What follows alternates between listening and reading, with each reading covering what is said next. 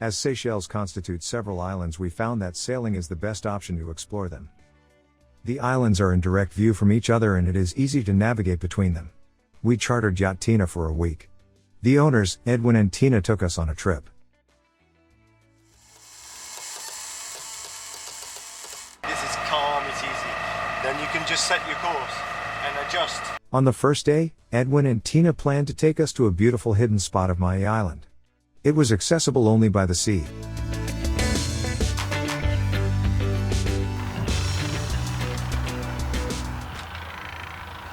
Edwin's hat was blown away and we performed a rescue maneuver to save the hat from drowning. Ta-da! Okay, man overboard, complete.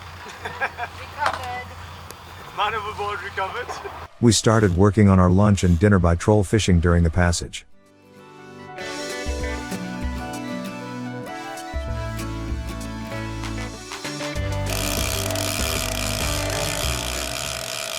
Suddenly Fish Finder showed a school of fish on the bottom. We needed to use a different fishing method. We stopped the boat and dropped lines with hooks and bait to the bottom.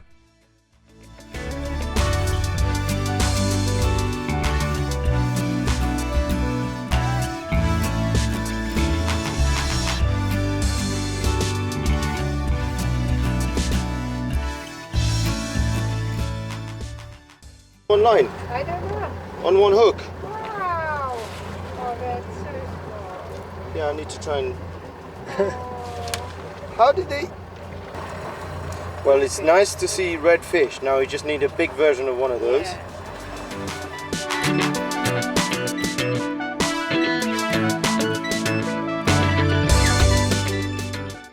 We were sailing away from Victoria, Seychelles' capital. There was less and less development on land as we were turning around the northern part of the island. The island in front is Silhouette Island. That is where we ended our journey, but not on that day.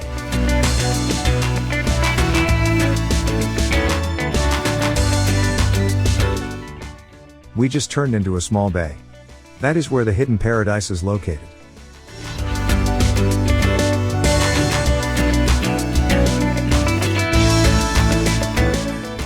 The place is accessible only by the sea. We were alone. So we started our journey at Victoria, Seychelles' capital.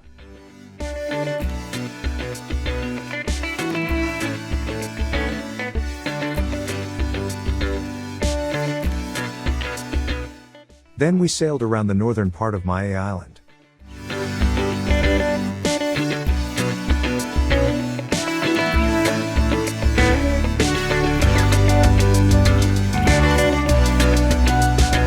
Past all built-up areas and anchored at an unspoiled spot.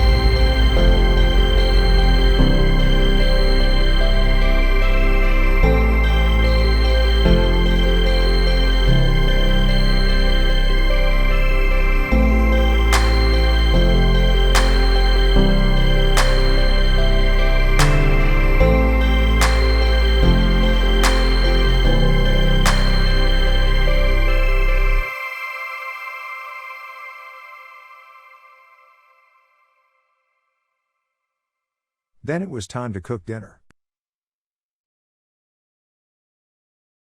We also fed the fish. Come and get it. Come on then. You're not scared, are you? Come on.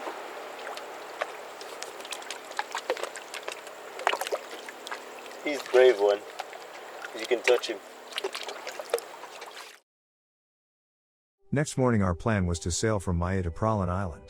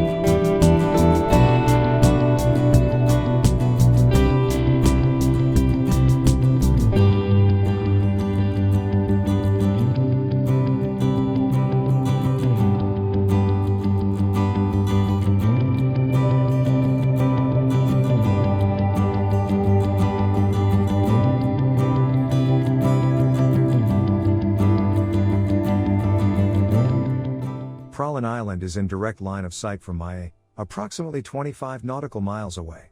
The passage took most of the day.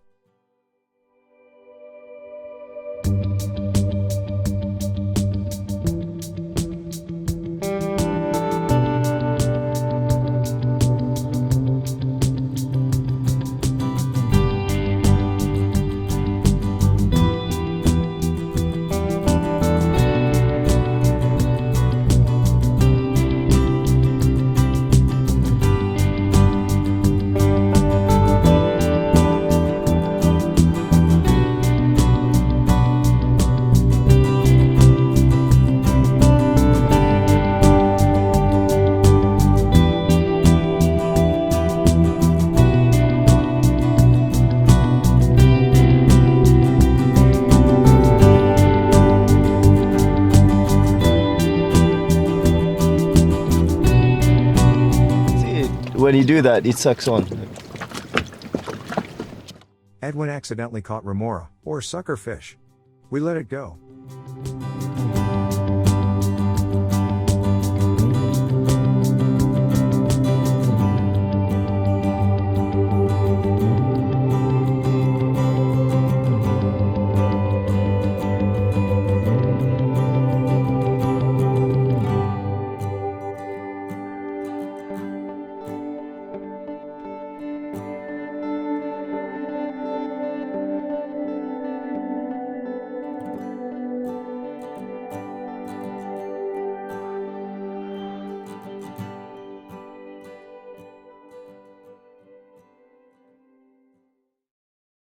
Our plan for next day was to visit Curieuse Island.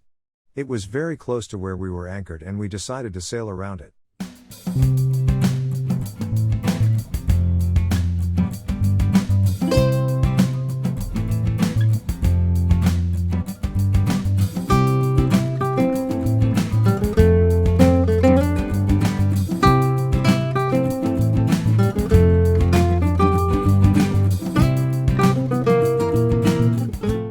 So we started at the northern tip of Praslin Island, sailed north and around Curieuse Island. Then we turned into the strait between the islands and anchored at the Curieuse Marine National Park.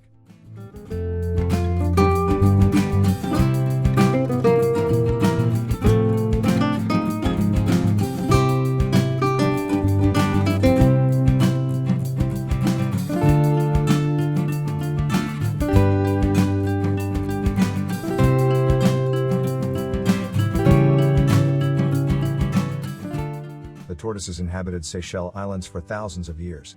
Discovered by European sailors as a delicacy, they were overexploited for food. They were considered to be extinct by around 1840. But one type survived on a remote Aldabra atoll. In the recent decades, they were brought back to the main islands to revive their population. They are very slow. As they were not afraid of people, they were easy prey. Also, they can survive without food for a long time and can be kept as a naturally preserved food. Unusually for reptiles, they can make some sounds like this. Giant tortoises sleep an average 18 hours a day. They are some of the longest living animals. Their average lifespan is 100 years, but some live till almost 200. Males can weigh up to 250 kilograms, females up to 160.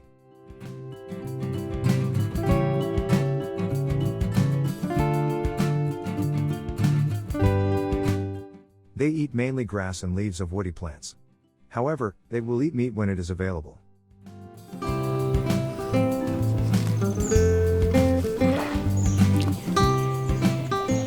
They drink through their noses.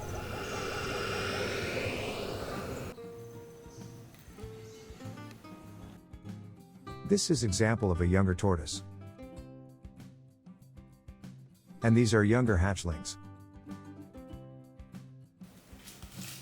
Aldabra giant tortoises can live individually and in herds, mostly on open grasslands. They are more active in the morning, spending time browsing for food during cooler time of the day.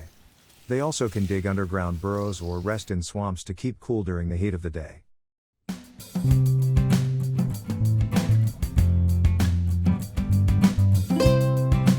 Giant tortoises used to live throughout the world for millions of years. They used to be twice as large, but only smaller species survive to our days.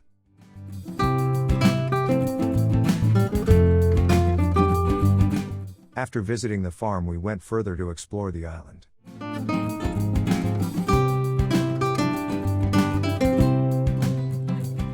One of the interesting areas of the island is the mangrove swamp. A boardwalk was built through the swamp, allowing visitors to access the mangrove habitat even at high tide. The mangroves provide protection to small organisms. It also provides nutrients because of the large amount of organic matter that is trapped among its roots.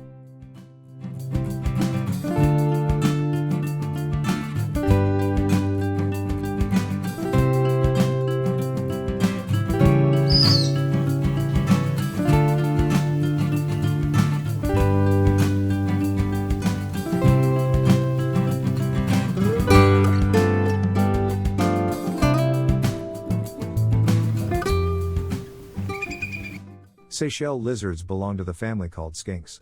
They are very common throughout the islands. They can hide easily because their skin color resembles their habitat. However, they did not seem to be afraid of us. Skinks have long tails which they can shed if predators grab onto them. Most of them can regenerate the lost part of a tail, but sometimes not perfectly. It takes roughly 3 to 4 months for tail to grow back. There are remnants of a seawall. The wall created a pond in which hawksbill turtles were grown. The wall was used to walk across the bay, but it was damaged in 2004 by the tsunami.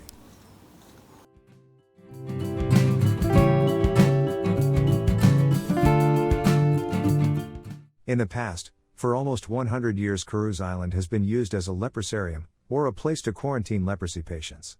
The ruins of the leprosarium are still there. The old doctor's house now is a museum.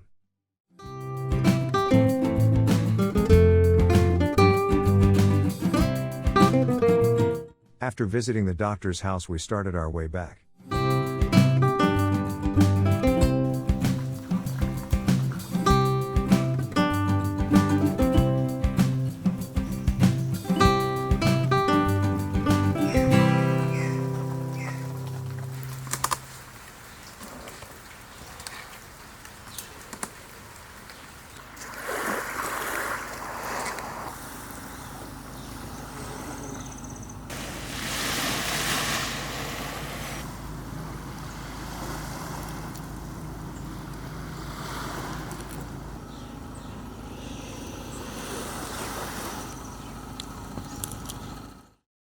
Then we had luck fishing.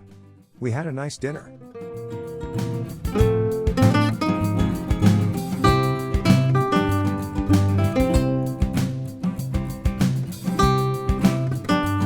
The sunset was especially beautiful that night.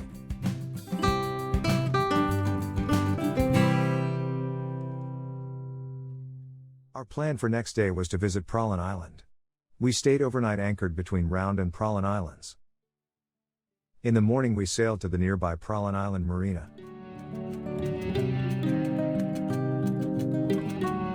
From there we took a taxi to visit the Vallée de Mai park. One of the attractions in the park is Coco de Mer, a specific for Seychelles coconut tree. Coco de Mer nut is very large and oddly shaped. Its shape resembles something. Well, use your imagination. It is the largest seed in the plant kingdom. A Coco de Mer fruit is too dense and does not float. When it falls in water and stays on seabed for a long time, the internal parts of the nut decay. Then the gases make the bare nut to float, but it is no longer viable and cannot sprout. That is why the tree could not spread to other places, like Maldives. The name Coco de Mer means coconut of the sea. Seamen had seen Coco de Mer nuts surfacing from the bottom, or falling upwards from the seabed, and they thought that the nuts must grow on underwater trees. When found in those old days they were very expensive. In the Maldives, any Coco de Mer nut were supposed to be given to the king. Keeping or selling it could be punished by death. In 19th century British General Gordon propagated myth that Vallée de Mai is the Garden of Eden. It was a virgin forest till the 1930s and then later designated as a nature reserve.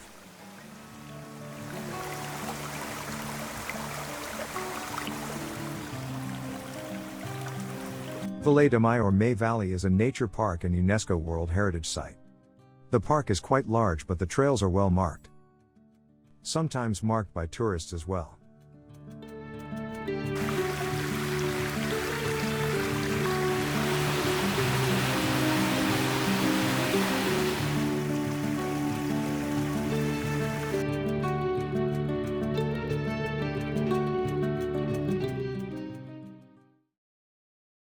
Praslin Island is the second largest island in Seychelles after Mahe. There are about 8,000 people living on the island. We returned to the marina to plan our next passage. As you can see, there were a number of chartered boats. We decided to try our luck bottom fishing, but realized that we have no bait. Edwin suggested to buy some yesterday's fish from fishermen. We took dinghy and we went along the shore.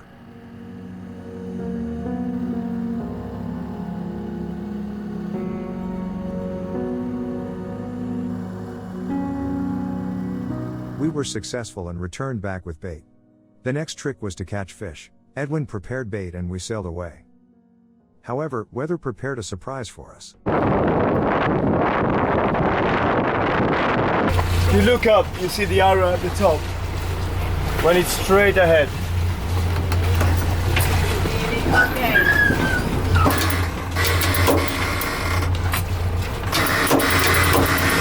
And I'm gonna cheat since you're already there. Are we going towards the fish? Yes. We were looking for a spot with a lot of fish on the bottom. Fish Finder is quite useful for that. Crash tack! Then the fun began.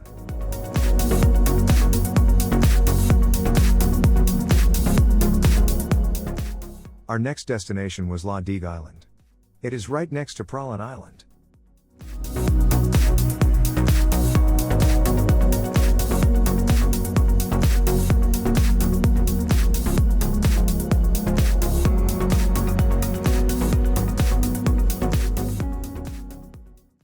By that night, we already hopped between Mahe, Praslin, Curieuse, and La Digue Islands. We stayed overnight at the La Digue Marina. Our plan for next day was to explore the island and see the beaches on the other side of the island. There is a village La Passe on the island with population of about 3,000 people. There are almost no cars. Bicycles are pretty much the only method of transportation for tourists. We crossed the island on bicycles. And sometimes on foot. When it was uphill. There are 3 typical Seychelles beaches on the other side of the island. Grand Anse, Petit Anse and Anse Coco. The word Anse means a beach in Creole language. There is also a more famous Anse Source d'Argent, which is closer to the village, but you will likely have much more people there. As you can see, we were almost alone on the other side of the island.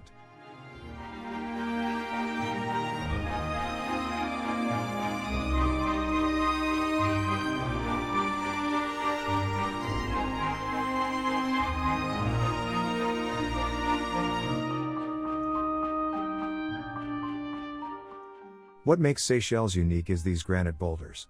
They have been exposed to erosion for millions of years. Seychelles are remnants of a prehistoric continent Gondwana. So, the islands are neither volcanic nor coral atolls, although some coral islands exist around the main Seychelles Islands.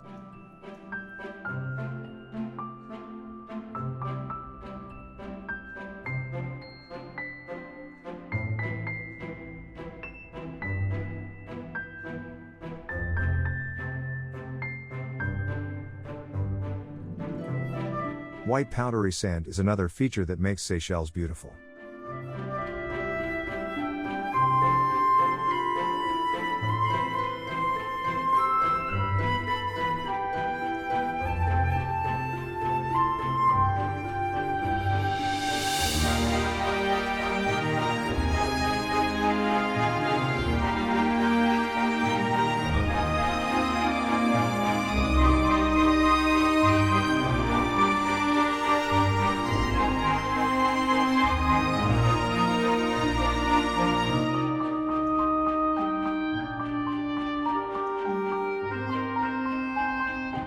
After exploring the Grand Anse, we climbed over a ridge and descended to the Petit Anse. Unexpectedly, there was an improvised fresh fruit bar on the beach.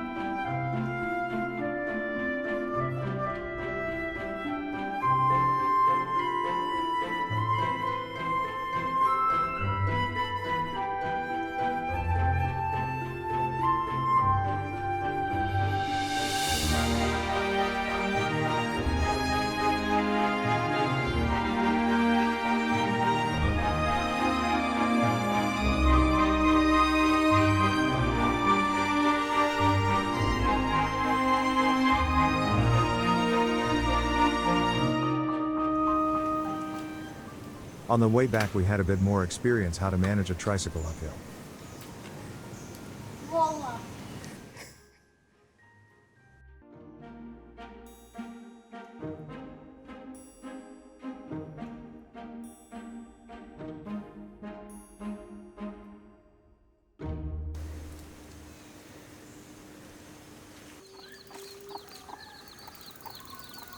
As you can see, life on La Digue is pretty much organic.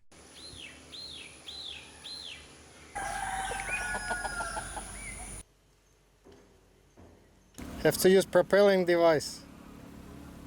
Manual propelling device. Our plan for next stop was a nice place for snorkeling, but weather decided otherwise.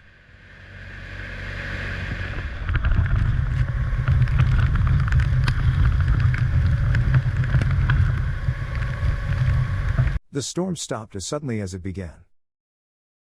Most boats were anchored in sheltered spots, while we weathered through safely.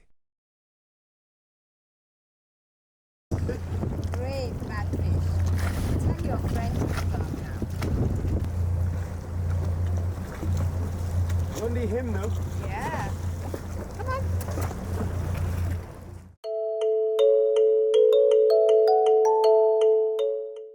Our plan for the last day of the charter was to sail to Silhouette Island.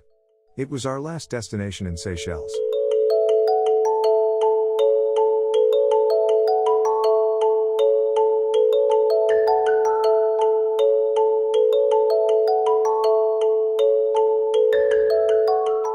As we proceeded with a leisurely morning, Edwin was sharing his practical sailing and navigational skills.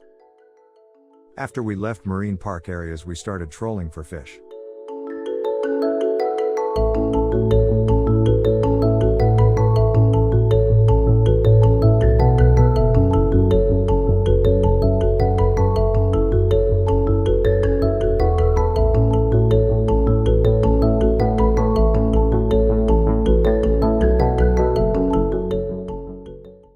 Suddenly, we had first bite.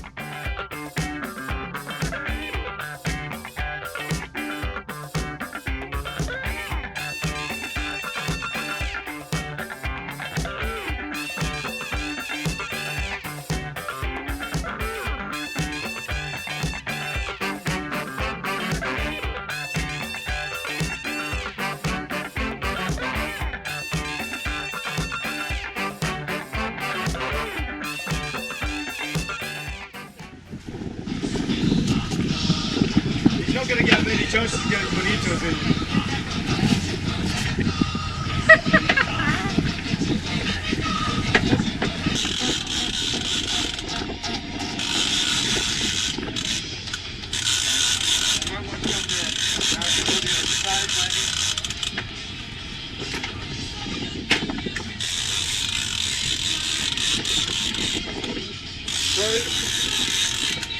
For whatever reason, our best fishing would begin after we turn on Queen music, especially Another One Bites the Dust.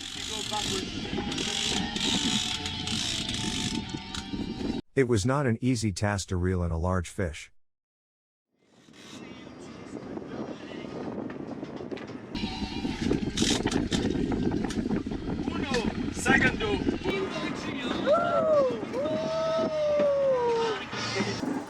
Молодец. Большая рыбка. Ловись, рыбка большая и маленькая. Then Edwin started preparing fresh sashimi. The first step is to drain blood. All tuna should be bled for 10-15 minutes before preparing meat.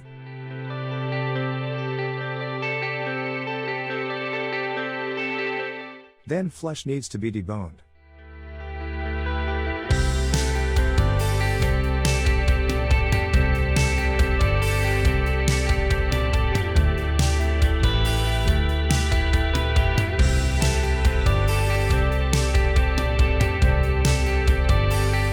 After that, skin is removed.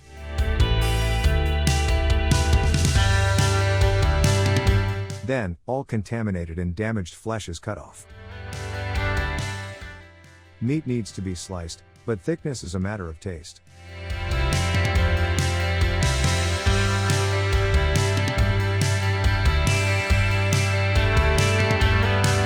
Tina prepared some ingredients, like ginger, soy sauce, pepper, wasabi and something else. Altogether it was the best sashimi we ever tasted. The way I do it is a little bit of everything. And you got wasabi. Voila, best sashimi ever.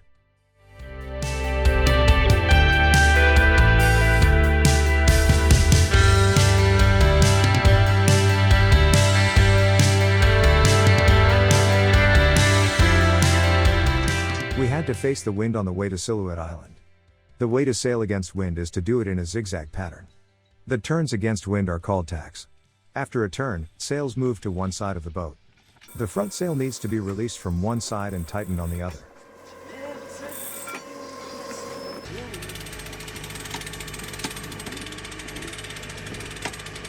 After a tack, the boat tilts or heels on one side. Then, the procedure is repeated. Boat is turned and sails moved.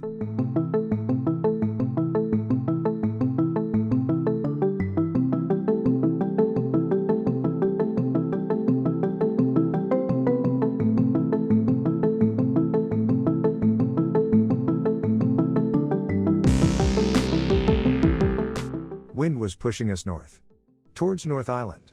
This delayed our passage to Silhouette Island.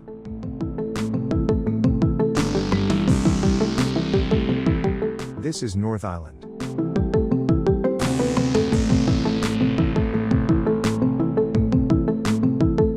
We had to tack many times to pass in front of the North Island.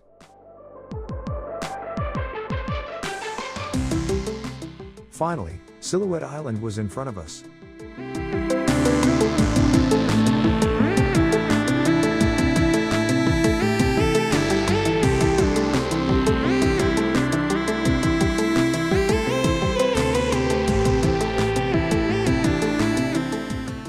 We stayed on Silhouette Island for 10 days.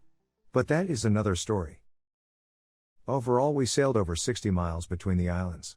We visited Mahe, Praslin, Curieuse, Digue and Silhouette Islands. We discovered the unique beauty of Seychelles. Learned about Coco de Mer and giant tortoises. We fished and enjoyed safe sailing between the islands. The islands are in direct sight of view and very easy to navigate.